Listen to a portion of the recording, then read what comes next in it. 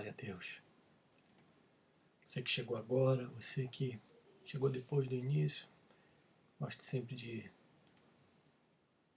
dar um novo boa noite, dizer da minha alegria de poder, ainda que com as limitações dos nossos dias atuais, da minha alegria de poder compartilhar a palavra de Deus, compartilhar esse momento de adoração e de louvor, crendo que o nosso Deus pode fazer com que sejamos somente um agora. Nosso Deus pode fazer com que, de alguma forma, a nossa voz, as nossas vozes soem em harmonia e juntas diante do seu trono.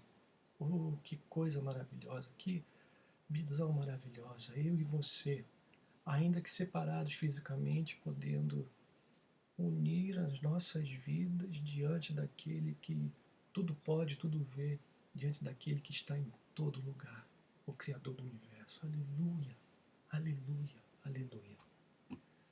Quero então continuar a nossa série de mensagens sobre o grande, maravilhoso, magistral capítulo de Paulo, na primeira carta aos Coríntios, capítulo 13, falando sobre o amor. Como nós temos feito desde o início da pandemia, essa última sexta, nós distribuímos 60 cestas básicas.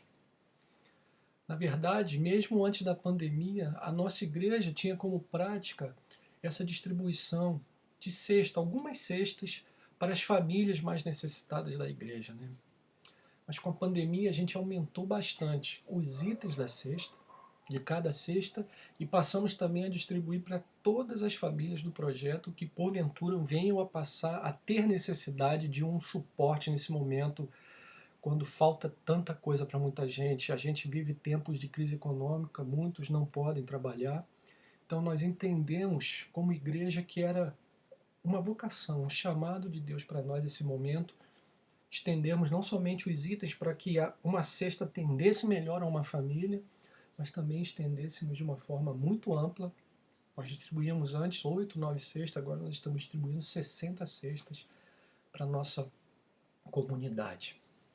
A igreja, você, amigos da igreja de outras comunidades, têm ajudado a manter essa ajuda. E a gente entende que é prioridade da nossa comunidade. E fazer diferença na vida de tantas pessoas, tantas famílias, tem sido um privilégio nosso.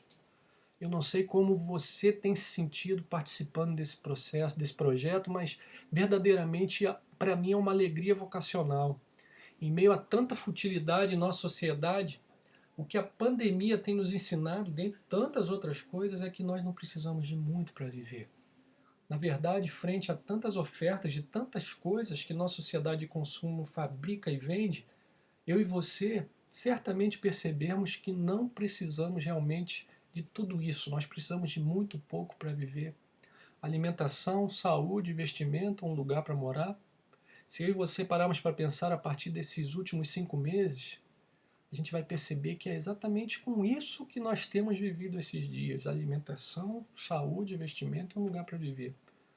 Não tem passado disso as nossas necessidades reais, e elas são as mais reais. Então, podemos participar de algo que realmente é essencial, como alimentação, participar com isso na vida de tantas pessoas, de tantas famílias, é um privilégio.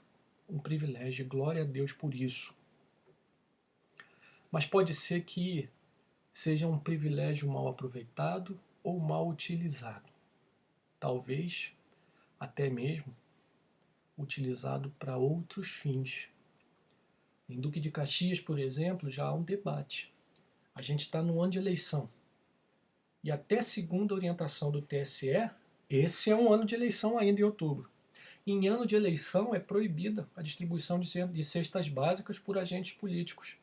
Há um entendimento de que a oferta desses itens pode ter uma motivação diversa daquela que é ajudar, mas, por outro lado, comprar votos. Então, por isso, a legislação não permite. Mas 2020 não é um ano qualquer, não é?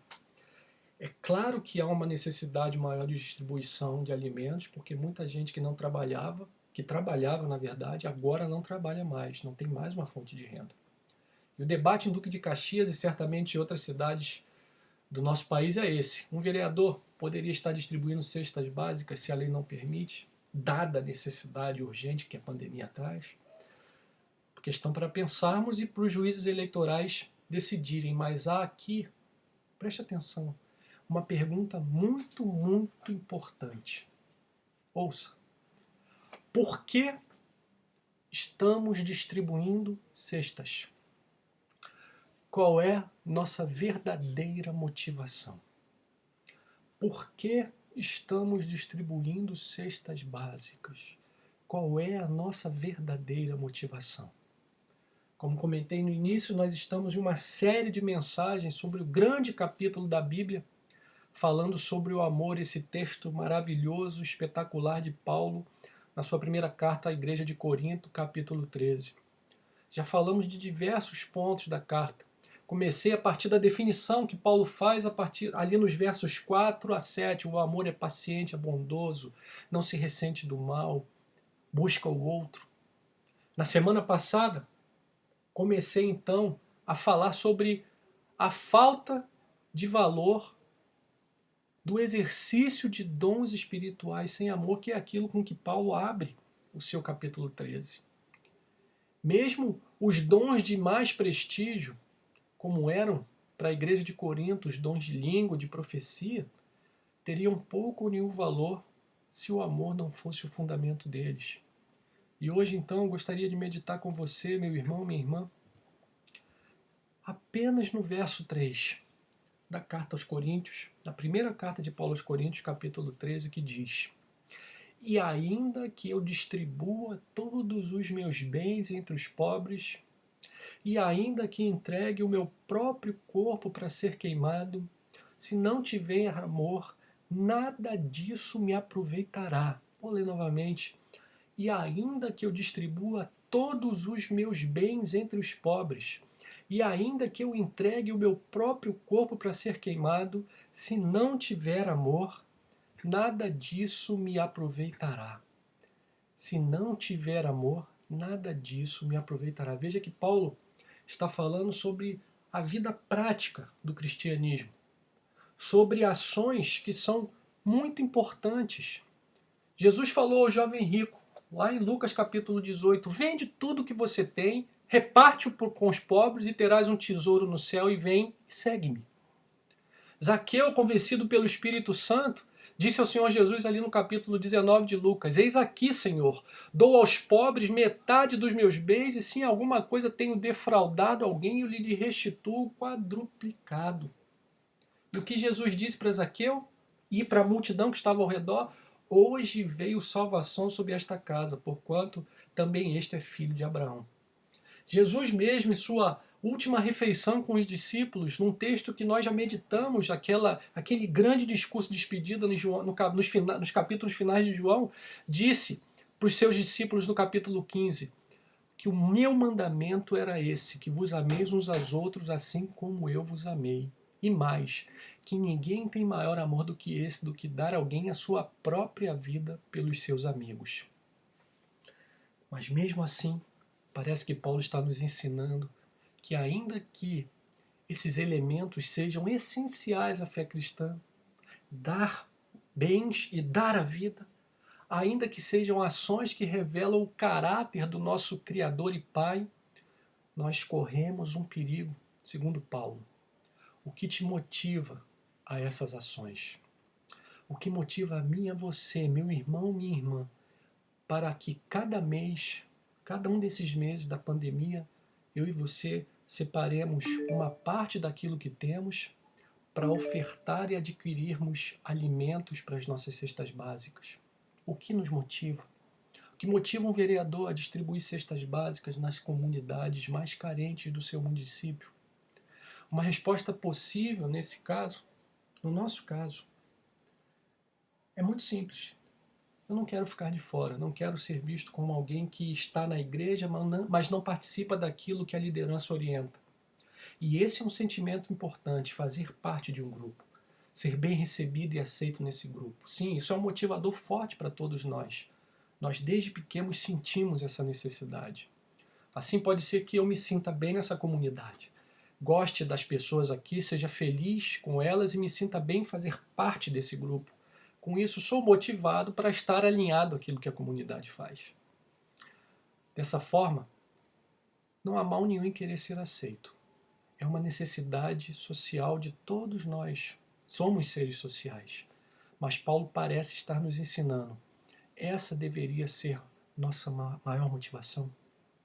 Outra resposta possível para falar sobre nossas motivações para as cestas seria um desejo de justiça social. Pastor, eu desejo justiça social. Eu quero que todos os homens e mulheres tenham acesso ao básico para uma vida humana plena. E certamente olhar para os nossos semelhantes passando por necessidades básicas deveria deixar todo ser humano inquieto e desejoso de fazer algo por eles. Jesus mesmo nos ensinou que aqueles que desejam justiça, aqueles que são famintos e sedentos por justiça, são chamados por ele de bem-aventurados ou muito felizes. Ou seja, é claro que não há erro nisso, querer justiça. Mas parece que Paulo também nos questiona. Essa deveria ser nossa maior motivação? Há uma outra motivação sutil e muito difícil de resolvermos completamente. Pode ser que o nosso desejo seja ser reconhecido como alguém bom, como alguém que faz algo de bom. E Jesus nos avisou quanto a isso, deixou claro, ao nos ensinar aqui no Evangelho de Mateus, sobre como nós devemos nos portar em relação a esse querer ser bem visto no sentido de fazer algo de bom.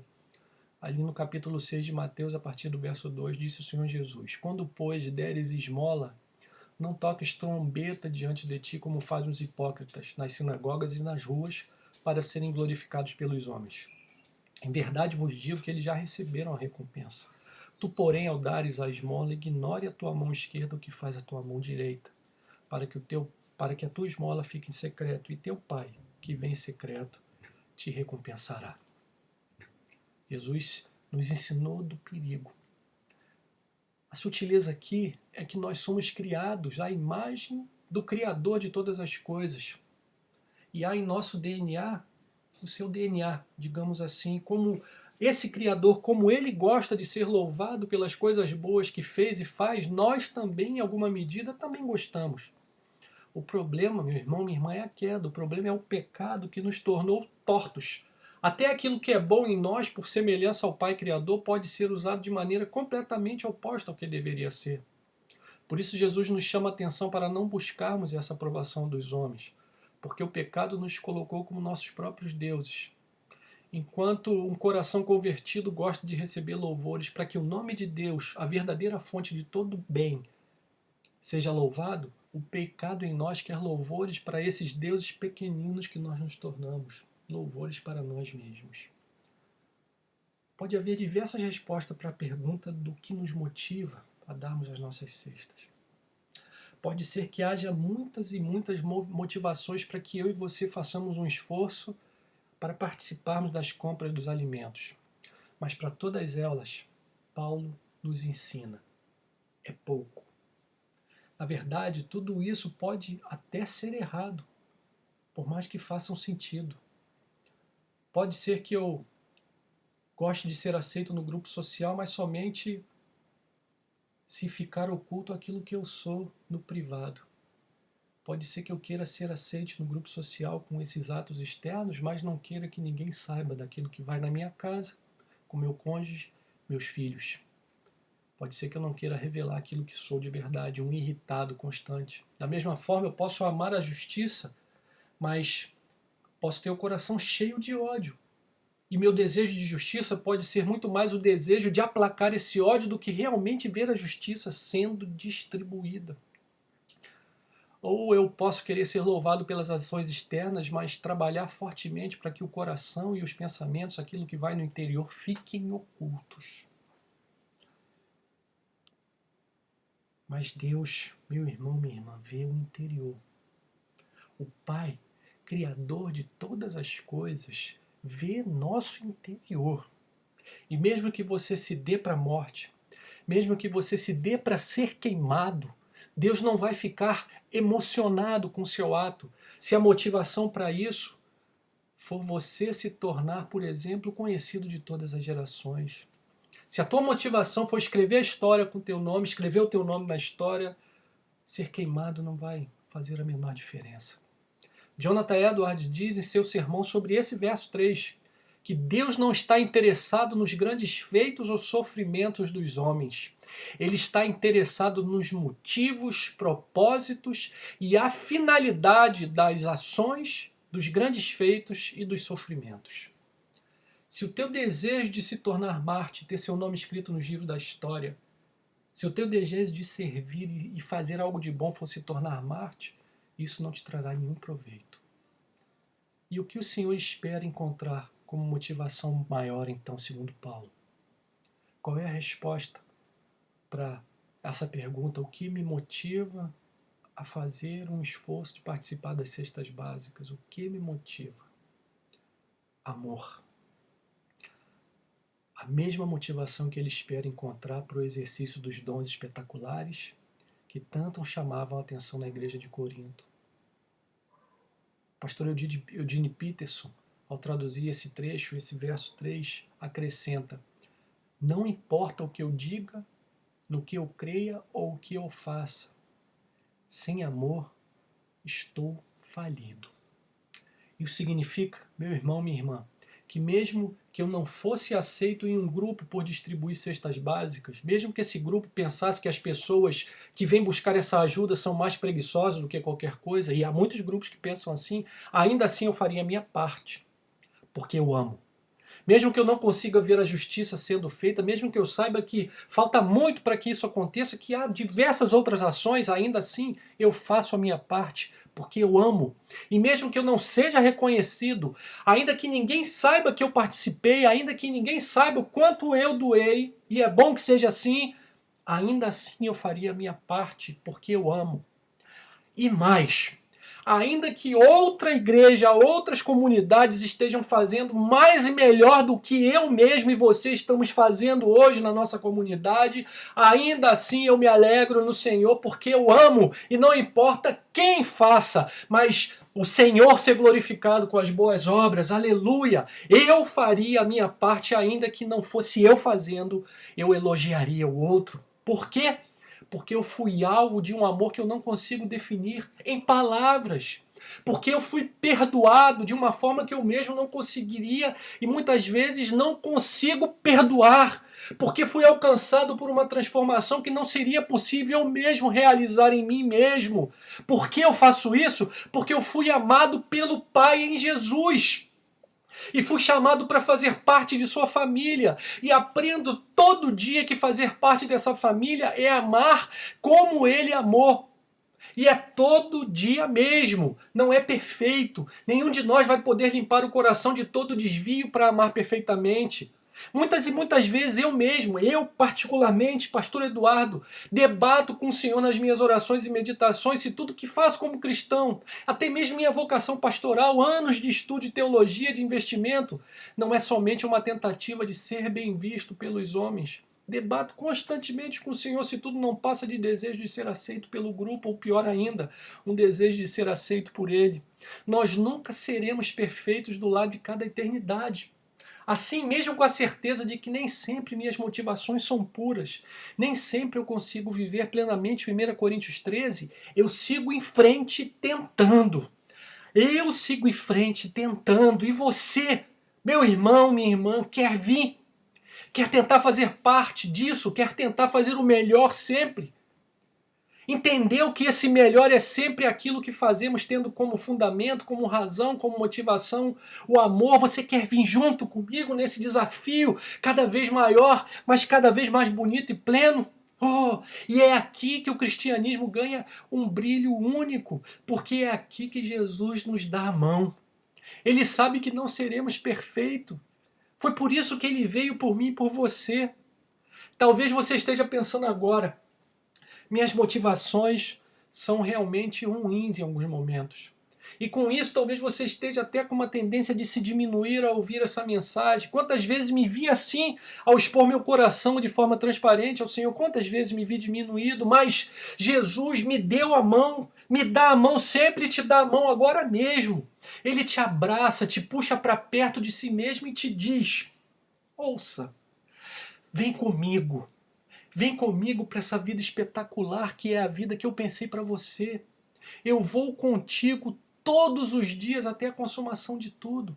Você não precisa fazer nada para ser aceito, não precisa distribuir cestas básicas, dar o corpo para ser queimado, não precisa ser um pai, uma mãe perfeita, não precisa ser o melhor funcionário de sua empresa, não precisa ser o melhor cristão da tua igreja, não precisa ser a melhor filha da família, não precisa ser o homem mais festejado da tua geração, não precisa ter teu nome escrito na história, não precisa ter doutorado em nada, porque eu te amei antes mesmo de você existir, diz o Senhor. Antes da tua mãe e teu pai se encontrarem, se amarem, eu já te amava. E eu morri por você. Ouça Jesus dizendo essas palavras, meu irmão, minha irmã. Morri em teu lugar para que você viesse comigo nessa caminhada tão bonita que eu te proponho. É aqui que você será completo. É aqui que eu sou completo. Com Jesus. Aleluia!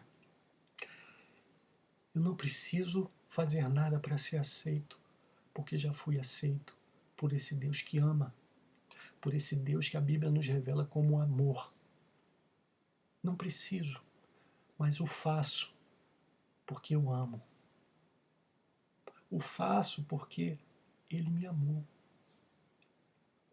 Eu não quero receber nada. Eu não quero ser festejado. Eu não quero ser reconhecido. Cada vez menos isso tem me incomodado. Não quer dizer que não me incomode. Não quer dizer que minhas motivações estão purificadas. Mas cada vez mais, conforme os anos passam, o Senhor vai me mostrando que por mais que eu faça, nada seria capaz de comprar o meu lugar à mesa do Pai. Ele me deu. Eu vou continuar amando. E espero que o amor seja o fundamento de tudo o que eu faço em Jesus. Você quer caminhar assim? Esse é o convite do Evangelho. Esse é o convite de Jesus para mim e para você. Ir com Ele. E com Ele aprender a amar todos os dias. E aprendendo a amar, participar das cestas básicas, de todas as boas obras que Ele preparou de antemão para que eu e você andássemos nela. Talvez até mesmo morrer por alguém um dia, quem sabe. Mas fazendo tudo isso com um e apenas um fundamento: o amor. Por Deus acima de todas as coisas. A minha resposta em ações, em atos, é uma resposta antes de tudo ao meu Senhor que morreu por mim, que se deu por mim, que me chamou para perto, mesmo quando eu era inimigo. Esse amor que me constrange, esse perdão que me constrange, me faz desejar fazer aquilo que lhe agrada por amor a Ele. Antes de tudo, o nosso fundamento precisa ser o amor a Deus. Mas um amor a Deus que se revela na prática, no amor ao próximo. Em se doar para o próximo. Não para ser aceito no grupo, não para ver justiça sendo feita, ainda que isso seja importante, não para ser reconhecido, ainda que fazer coisas boas nos traga reconhecimento, eu levo esse reconhecimento ao Pai. Eu vou continuar na minha caminhada de cestas básicas, de boas obras, de santidade, daquilo que o Senhor me chamou a viver, porque eu amo. E amando-o, amo você, amo a minha família, amo a mim mesmo. Porque se não me amar, eu não consigo te amar. Amo aqueles que estão ao meu redor. Ainda que esse amor seja revolucionário, como nós já falamos, ainda que esse amor me exponha a muitas e muitas dificuldades em um mundo que não ama, também já falamos sobre isso, ainda assim eu quero viver essa revolução do amor. E creio que o Espírito Santo te convida a vir junto com Ele, a se despir das suas motivações, ainda que motivações boas, mas que não são completas no Senhor Jesus, e a buscar cura física, emocional, espiritual nessa vida com Jesus. Quando eu e você seguimos ao Senhor em amor, nós somos restaurados, nós somos transformados aquilo que nós nunca devíamos deixar de ser, que é a imagem e semelhança plena do Pai. Isso não é perfeito, isso não se realizará completamente agora, mas é uma caminhada que eu e você somos convidados a participar. Você quer vir? Você tem Jesus como Senhor da sua vida e Salvador? Esse é o início, é o caminho. O início do caminho é esse. Cristo, reconhecido como aquele que morreu por você. Morreu para te convidar a viver essa vida plena. Uma vida que ama. Esse é o início. E vivendo essa realidade de Cristo ser teu Senhor e Salvador, caminhar com Ele por todos os lugares que Ele te enviar, que Ele nos enviar, para fazer aquilo que Ele nos chamou a fazer. Amar ao próximo como a nós mesmos. Amar uns aos outros como Ele nos amou. Porque esse seria o maior sinal de que nós somos dele, de que nós fomos restaurados nele, que nós fomos convidados a sermos filhos do Deus Altíssimo. Vamos juntos? Vamos viver essa realidade juntos. Esse é o desafio para mim e para você. Que o Espírito Santo fale ao teu coração muito mais daquilo que eu fui capaz de falar. Que o Espírito Santo te mostre a beleza dessa vida com Jesus. A beleza dessa vida que não depende de nada que está do lado de fora. Porque já tem tudo. Porque já tem Jesus. Amém? Vamos orar? Senhor amado. Ah, Senhor. Ah, Senhor. Ajuda-nos a viver essa realidade tão plena e bonita. Ajuda-nos a caminharmos nesse caminho tão difícil que muitas vezes revela o nosso coração ainda duro em alguns lugares para a Tua vontade. Ajuda meu irmão e minha irmã que está agora acompanhando essa mensagem a experimentar essa vida bonita no Senhor, a ter o Senhor como Senhor e Salvador e a andar com o Senhor em amor. Esse amor que se doa, esse amor que sai do centro, coloca o Senhor Deus no centro e pode então viver uma plenitude que o mundo não pode dar, porque nós só teremos plenitude em Ti, Pai, em Ti. Fica conosco, ensina-nos a amar, ensina-nos a viver essa vida plena daqueles que são chamados a andar contigo, daqueles que foram convidados a sentar à mesa com o Criador do Universo. Em nome de Jesus, Senhor, com perdão dos nossos pecados. Amém, amém e amém. Vamos